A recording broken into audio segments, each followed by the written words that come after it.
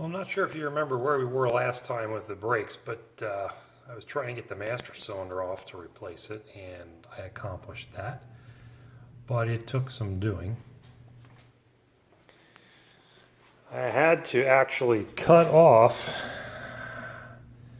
the push rod from the old master cylinder because I couldn't get it off the pedal.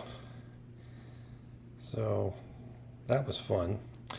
The old master cylinder, you can tell there's a bunch of rusty gack there. This goes in the master cylinder like that. And the cylinder itself, again, this doesn't look that bad. And even the bore inside isn't terrible. Just here on the back end, you can see where all the corrosion is. And that's where that back cup rides. So that's the reason that went bad and started leaking out the back. So that was part of our problem. It was getting fluid behind there, and I think it was just locking the brakes. It wasn't able to release pressure because everything was full of fluid. So the new one is here and ready to go on. And the pedal, I just painted.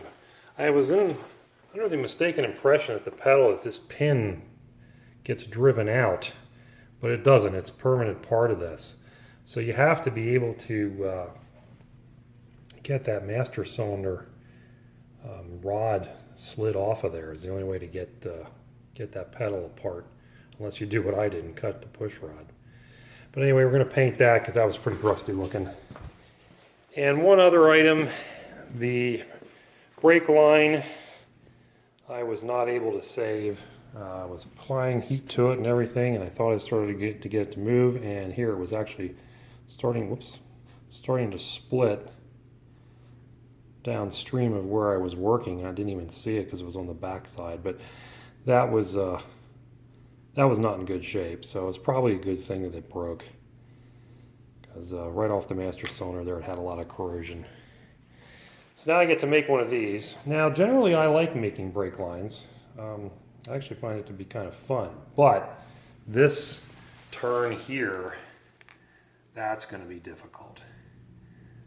So I'm going to give it a shot. Hopefully it works out for me. If I can get that end done, then the rest of this is no big deal. The rest of it's pretty easy. So that's that. And decided to do that today and continue to ignore the transmission. So time to make brake lines. I actually don't hate doing this job. I kind of enjoy it, provided I can make the bends I want to. And this one here is a little sketchy to do, but we're getting there. And how I do these is I have one of these tools. I've never been able to successfully use this for more than just simple bends. So instead I find some kind of round object and just use this as a guide and just roll it around this pipe as I go. This is just a little bit bigger diameter than the original was, but it's close enough for this. And you just work the pipe around that, tubing around that pipe, and you very easily get a bend without crimping.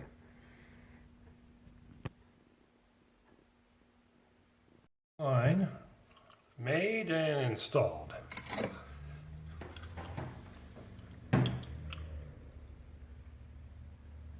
Wasn't that hard? Well, this pain in the ass is out again, and it fought me, of course. One of the problems that I had with this was the cooling line didn't want to come off. This is the one that let loose, and that's the one that decided not to. Now, I had these apart just weeks ago when I had this transmission out the first time, but this time it decided it wanted to seize to the tube, and also, despite having a line wrench, it decided to round off, so I had to cut it. So that was fun. So this thing's finally out, and we're going to go ahead and take the pump off, replace the gasket and seal. I already replaced that orange seal there in the front, obviously. And then cross our fingers and put it back in and hope it only leaks maybe a drip or two. All right, things are apart.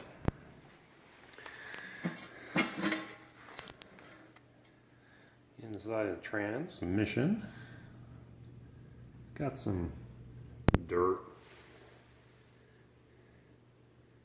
invisible wear there. There's the valve body, and that's got a fair amount of crud buildup on it, so that's a little concerning.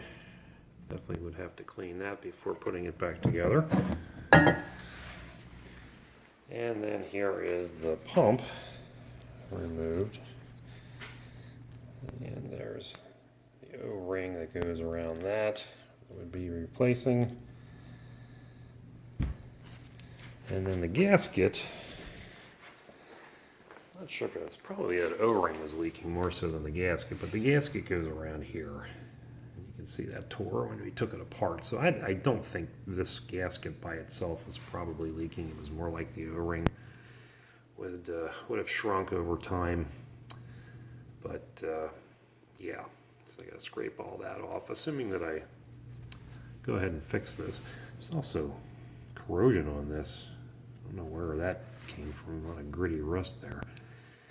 So there's a number of things that should be going through with this transmission before putting anything back together. Because of the condition that I'm finding things in, and I have recently been offered from a good friend a C4 that was previously rebuilt or serviced or something that was destined to go on a truck project, and then that didn't happen. So it's been sitting in his garage for a while, and he offered that to me. So we might go that direction instead of putting this one back in, or going through this one. I don't know that I want to get into rebuilding an automatic transmission as my first one here right now. So we're going to look at this other transmission, give that some consideration. It may just be a matter of swapping the bell housing around and sticking that in and seeing what we got. So I'm going to try that since it's a known transmission versus just something purchased off of Facebook Marketplace where you have no idea what its history is. I don't think that's a good idea. I'd rather just rebuild this one, or service it enough, hopefully, that it works. So I'm going to check that out, and then I will report back after we've had a look at that, see what we're going to do. All right, so we've had a change of pace here, and we're going to go a different route from maybe what I was originally hoping to do. But we got a Haynes manual and a transmission rebuild kit. Yep, we're going to dive into the C4. I just couldn't bear the idea of having it out this far and only doing these two seals in the front and crossing my fingers, of course, and hoping that that works, and not touching the rest of this, which is 125,000 plus miles of grungy, worn out, dried out garbage inside. One of the things that got me thinking I should do that was, from what I could see of this intermediate band, it didn't look like there was a whole lot of life left on it. So instead of trying to get into a different transmission, I thought, well, let's just go ahead and dive into this. Something that I have never done before. So we'll see how this goes. Everything I've read seems to say that these C4s are probably one of the easiest transmissions to rebuild. So I guess we're going to find out. Lots of online videos, of course, on how to do this. I'm not going to do one because it's going to take me forever just to do this by myself. not including the camera work and so on. It's going to be part of doing a rebuild. I got some of it apart already, as you can see. And the reason, again, I'm going to do this is because I'm looking at all the junk in here. This is on the valve body, just all the dirt and debris, and it's just, I just can't see the sense of that. And of course, in researching these, this transmission is perfectly fine to bolt to the back of the V8, so you might as well just use this one. The only thing I want to change when the time comes is, of course, going to be the torque converter. But transmission itself, I think, at least initially, should be perfectly fine to use behind the V8. Just have to change the bell housing, the torque converter, and the flex plate, and then we'll be able to use it. So I'm going to get to tearing this apart and getting ready for these new parts. This is the best book, I believe, that is out there. These are not currently in print as far as I know, but plenty of them on eBay. I got this one for like $13, including shipping, so fair deal. And it's got a wonderful step-by-step with photos on how to do this disassembly and rebuild. So we're going to go into uncharted waters and see how we make out. Stay tuned. I mean, how hard could it be? Well, it's apart. Still have a lot of cleaning to do. Of course, you're supposed to do this under fairly antiseptic circumstances, which this is definitely not.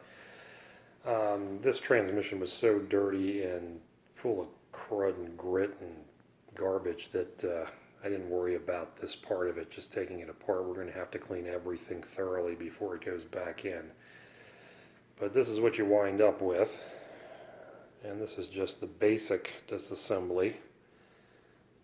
All of these clutches need to come apart individually and have their individual wear items replaced, of course, and then all the seals and so forth.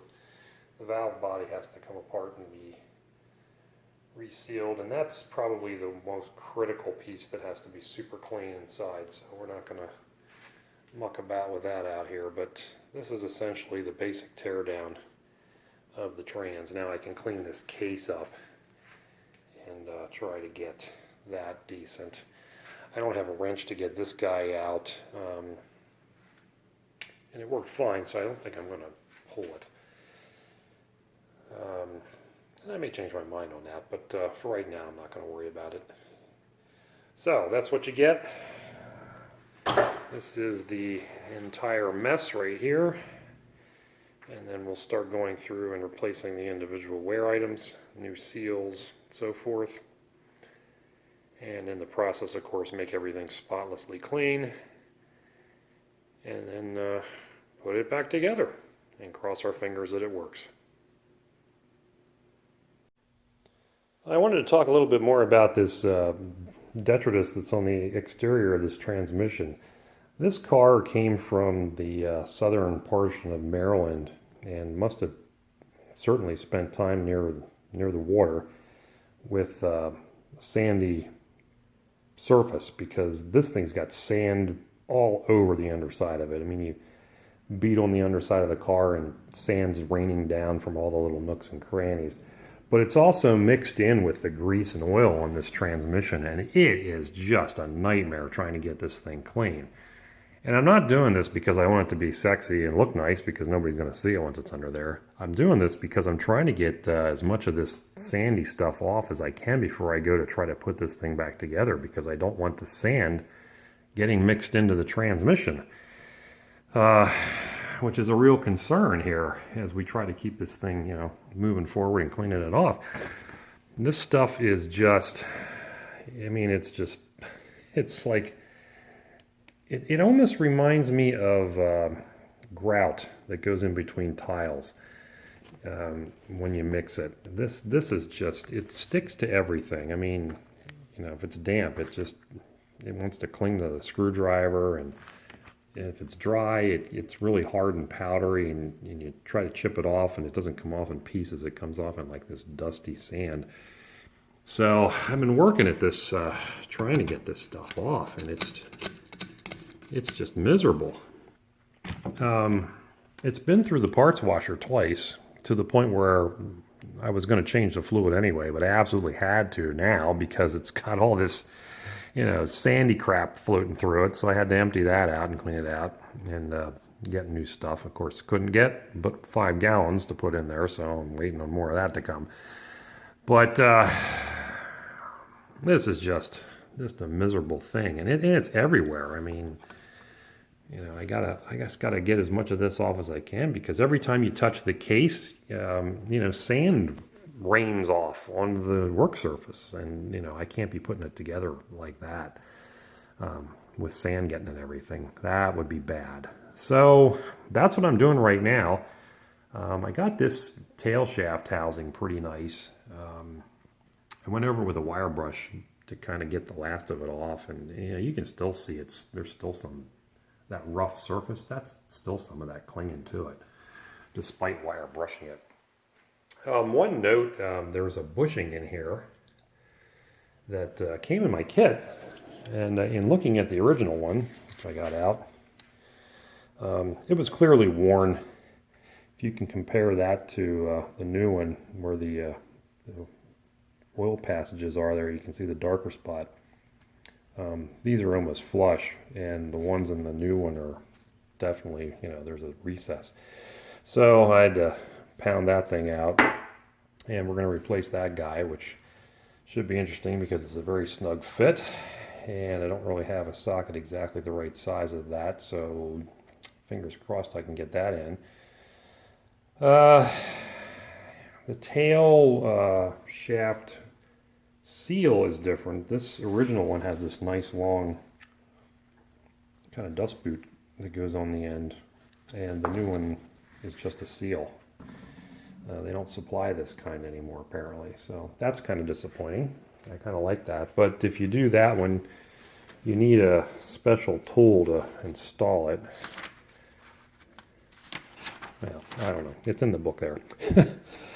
Which a special tool that I don't have, so it doesn't really matter. That's pretty much where we are. I'm just going to keep picking away at this and wait for my parts cleaner to come in. I could only get 5 gallons for my 20-gallon parts cleaning tank, so that's not enough to even turn the pump on. But we're going to keep chipping away at this for now, and then probably that'll do it for this installment. I'm probably looking at a couple of weeks till I can get this thing back together again. I have this week off, which is nice, but I also got a bunch of other projects going on here, some home improvement stuff, so I'm not going to spend all the time working on this. But I'm not touching any of this until we get this rectified, because I do not want to put some self-destructive materials inside the transmission and then put it together. That would be bad. So that's where we are, and we'll check back again in a little bit. And as always, thank you for watching. See you soon.